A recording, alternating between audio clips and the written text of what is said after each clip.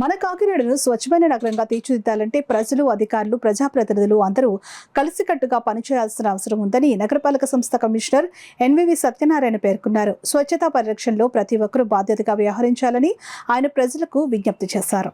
Commissioner Satyanarayana బాహ్య పర్యటనలో భాగంగా శనివారం కాకినాడ నగరంలోని 45, 46 డివిజన్లు విస్తృతంగా పర్యటించారు. ఈ సందర్భంగా ఆయా ప్రాంతాల్లో నెలకొన్న పారిశుద్ధ్య సమస్యలు, రోడ్లు, కాలువల పరిస్థితిని ఆయన స్వయంగా పరిశీలించారు. అలాగే డివిజన్ పర్యటనలో ఉన్న కమిషనర్ ఆటో యూనియన్ నాయకులతో ముఖాముఖి నిర్వహించి కాకినాడ నగరాన్ని క్లీన్ సిటీగా తీర్చిదిద్దడంలో భాగస్వాములు కావాలని ఆటో డ్రైవర్లకు పిలుపునిచ్చారు. ఈ పరిశీలన సమయంలో స్థానికులు, డివిజన్ నాయకులు, గుబ్బల చిన్న తదితరులు డివిజన్లో నెలకొని ఉన్న పలు సమస్యలను కమిషనర్ దృష్టికి తీసుకుని వచ్చారు. ముఖ్యంగా రోడ్లపై చెత్త, కాలువల్లో మట్టి పేరుకుపోవడం, ఆక్రమణల కారణంగా ట్రాఫిక్ ఇబ్బందులు ఎదురవుతున్నాయని వివరించారు. వీటిపై స్పందించిన కమిషనర్ ఎన్వివి సత్యనారాయణ సమస్యలను వెంటనే పరిష్కరించేలా తగిన చర్యలు చేపడతామని హామీ ఇచ్చారు. బిల్డింగ్లను తొలగించడం ద్వారా వచ్చిన గ్యారేజ్ వేస్ట్ను ఎక్కడ పడితే అక్కడ రోడ్లపై పడేయడం వల్ల కాలువలు మూసుకుపోతున్నాయని తెలిపారు. ఈ విషయమై యాజమాన్యాలకు పలు సూచనలు ఇచ్చి చెత్తను తక్షణమే తొలగించేలా ఆదేశాలు జారీ చేసినట్లు చెప్పారు. అలాగే పలుచోట్ల గ్రీనరీ పేరుతో రోడ్లను ఆక్రమించుకోవడం గమనించామని, అలాంటి ఆక్రమణలను వెంటనే తొలగించినట్లు కమిషనర్ వెల్లడించారు.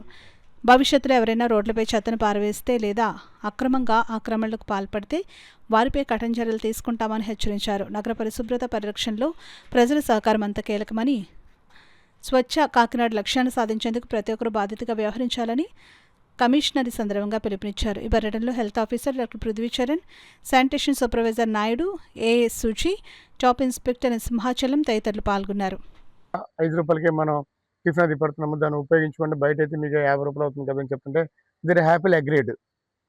అట్లాగే వారికి కూడా చెప్పాం, మీకు మంచి నీళ్ళు వస్తున్నాయి లేవా, లేకుంటే ఏదైనా శానిటేషన్ ప్రాబ్లం ఉందా, లేదా లైటింగ్ లేతుందా లేదని అడగడం జరిగింది.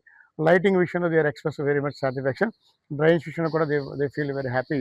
ద సేమ్ టైం వాళ్ళందరూ కూడా మన ముఖ్యంగా ఏంటంటే ప్రయాణం చేసినప్పుడు రైలు దిగి కొంతమంది ప్రయాణికులు వస్తారు, ఆ వాటర్ బాటిల్ తాగేసిన వాటర్ బాటిల్ రోడ్డు మీద వేస్తున్నారు కొంతమంది. అట్లా వేయొద్దని చెప్పాము. They agreed my request. తప్పుగానండి అలాగా టిఫిన్ చేసేసిన కాగితాలు కానీ, లేకుంటే తాగేసిన వాటర్ బాటిల్ కానీ, డ్రింకింగ్ వాటర్ బాటిల్ రోడ్డు మీద వేయకుండా మేము చూస్తామని వారు నాకు ఒక హామీ ఇచ్చారు. సో అది చాలా ఆనందమైన విషయం. ఈ విధంగా ప్రతి పీపుల్ కూడా నా కాకినాడ నా స్వచ్ఛంగా ఉండాలని నా అభిప్రాయంతో ఉండాలని వాళ్ళందరినీ ఎడ్యుకేట్ చేస్తే they feel very much happy. So I'm thanks to association.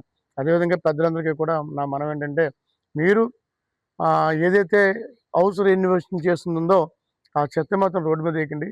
Road మీద వేసుకున్న వెంటనే మా మున్సిపల్ టౌన్ ప్లానింగ్ ఆఫీసర్ పంపించినట్టయితే దానికి మినిమం ఛార్జ్ చేసి దాన్ని డంప్ చేసేస్తారు.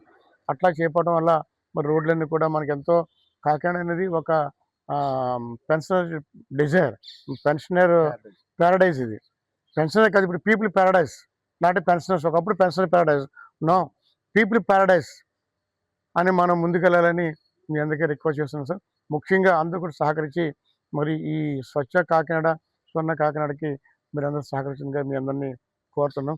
ముఖ్యంగా మన పెద్దలు, మన నాయకులంతా ఉన్నారు, కుటుంబ నాయకులంతా ఉన్నారు, వారికి కూడా నా రిక్వెస్ట్ చిన్న చిన్న విషయాలు ఉంటే మన మన లెవెల్లో కూడా మీరు కూడా కొంచెం